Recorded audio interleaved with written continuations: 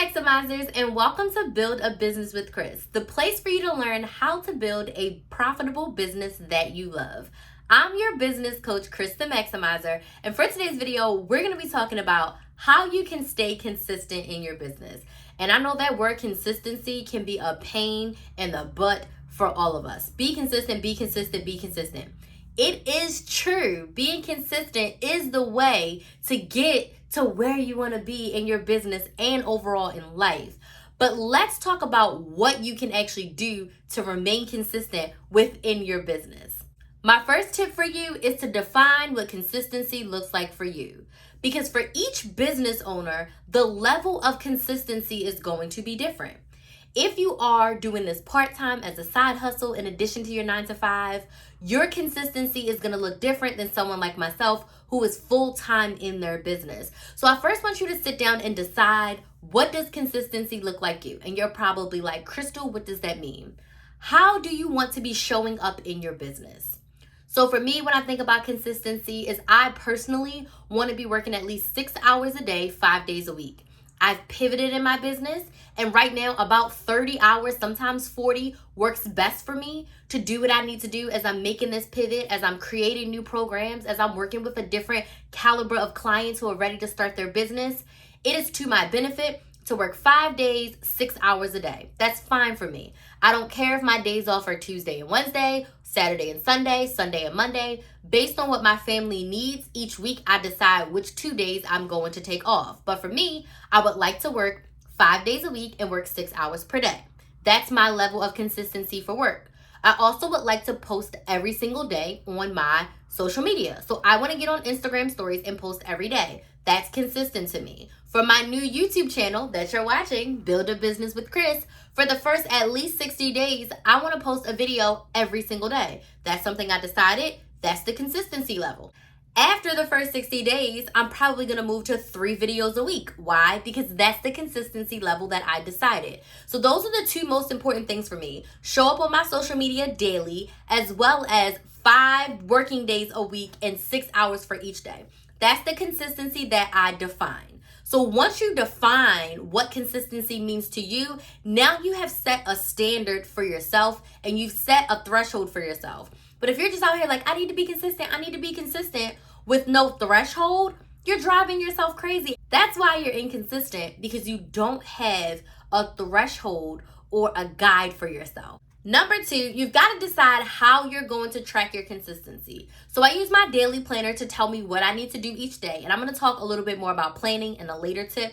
But to track, to see if I'm doing what I said I was going to do and being consistent, I am using an app called Toggle Track.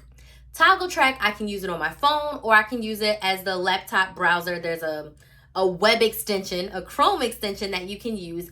And basically, before I start a task, like right now, we are recording YouTube videos. So I type in record YouTube videos and I press play. And I keep it running and then I stop it once I'm done. This will allow me to see, did I work my 6 hours per day? How I track my social media posts is I look at my social media and I see, did I post every single day? Did I post my YouTube video for the first 60 days? Did I go on Instagram stories? You've got to decide, how are you tracking your level of consistency so you have a metric to look back on.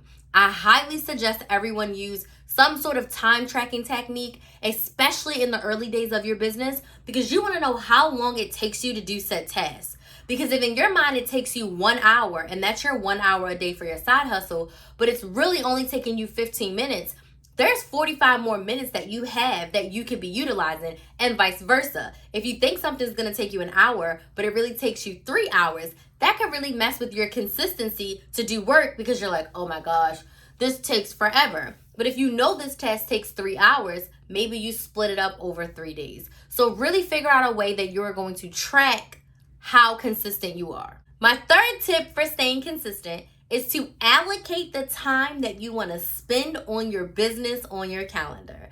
So I live and die by my Apple Calendar. That is the calendar on my phone. It's connected to all of my Google Calendar. I have a bunch of Google Calendars, but I use my Apple Calendar on my phone to put my business and my personal stuff. Anything that I have to show up for is on this calendar. So with that being said, I allocate my hours each day. So each week I sit down and I decide, what 5 days am I working this week? And honestly, sometimes I will work 30 hours over 7 days because working 2 to 3 hours a day for 7 days works great for me.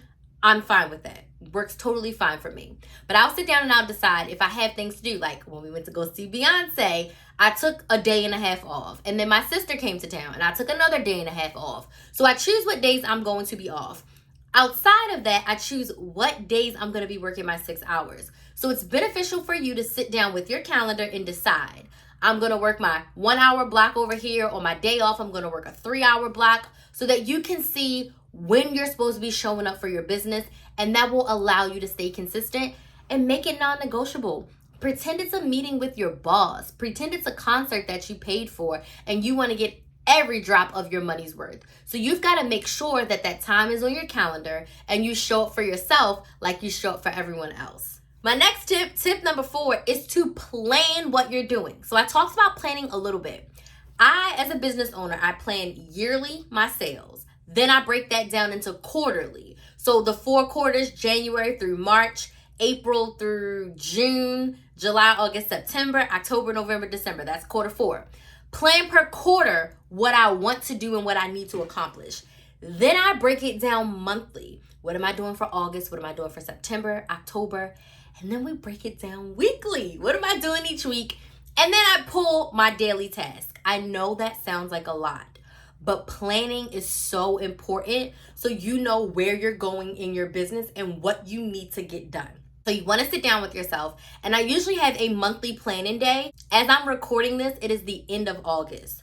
So my September planning day is this week, where I'm going to sit down and decide what are the key things that I need to do for the month of September, and I make a master list. From that master list, I break it up weekly. So each week I pull what tasks I want to complete, and then each day, based on those tasks that need to get done for the week, I break them down further through the day. So when I know that I'm going to sit down for work on Saturday, because Saturday's the day I decided to work, I know what tasks I need to complete. I know what needs to get done for the week. I can see what tasks are not completed, what things I need to follow up on, and then I can get them done. If all my tasks for the week are done and I still have 2 more working days, I can easily look at my weekly task list and complete things, or my monthly task list and complete things, or my quarterly to see, dang, I'm working a lot faster than I expected. There's still things that I need to do because I've literally planned overview big for the year. And then every time I go to another level, whether it's quarterly, monthly, or weekly, there's still tasks and things that I am able to do. So when you know what you're going to be doing for the week or for the day, it makes it easier for you to be consistent.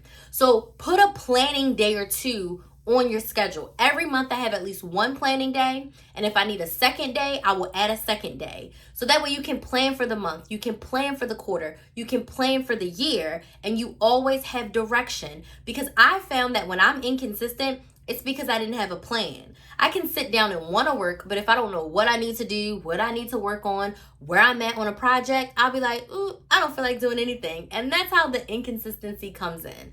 So make sure you have a plan. Tip number 5. This is a fun tip.